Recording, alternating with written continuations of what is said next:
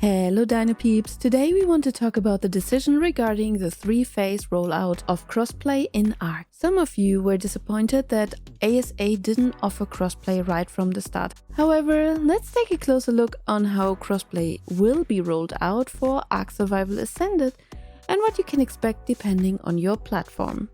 Phase 1: Release Console Crossplay. In the very first phase, starting with the release of ASA, crossplay will only be available among the console versions and the Windows Store version of ASA. The Windows Store version has always been identical to the Xbox version. Steam will not be part of this crossplay initially.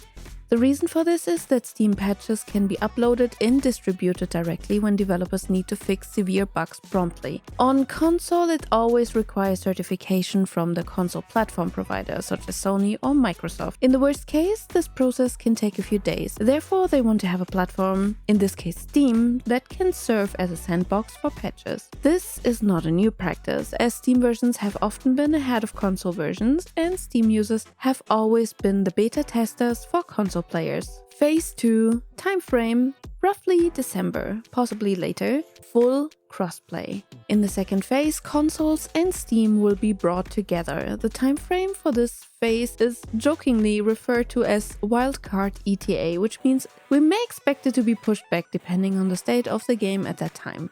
It was also emphasized that there will continue to be console-only servers in their own cluster, because especially in PvP, it can quickly lead to unfair matchups when controller players and mouse and keyboard players come together. As a private host of ASA, you can choose which platforms you want to cooperate with.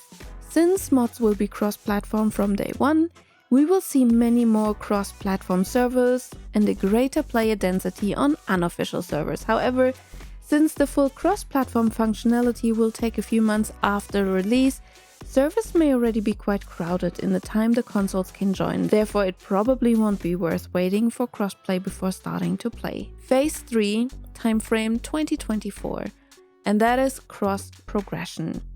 And this phase is very interesting because it allows you to take characters and possibly animals across different platforms and continue playing with them on other platforms. In ARK, we often had players who started on consoles, accumulated several thousand hours there, and then switched to PC, having to start all over from scratch. With cross-progression provided by the Epic Online service, you can continue to progress elsewhere. The Epic Online service is an interface that allows different platforms to communicate with each other. Epic supports a large range of platforms that they can connect, and it will be interesting to see how much ARK will make use of it. The service at Epic already exists, and it seems not to the extent that ARK needs. However, extending it beyond the previously offered possibilities for one game makes sense, since ARK and Epic have collaborated closely in the past. And since the Unreal Engine 5 is made by Epic, this cooperation will continue. And that's all we currently know about crossplay for ARK Survival Ascended.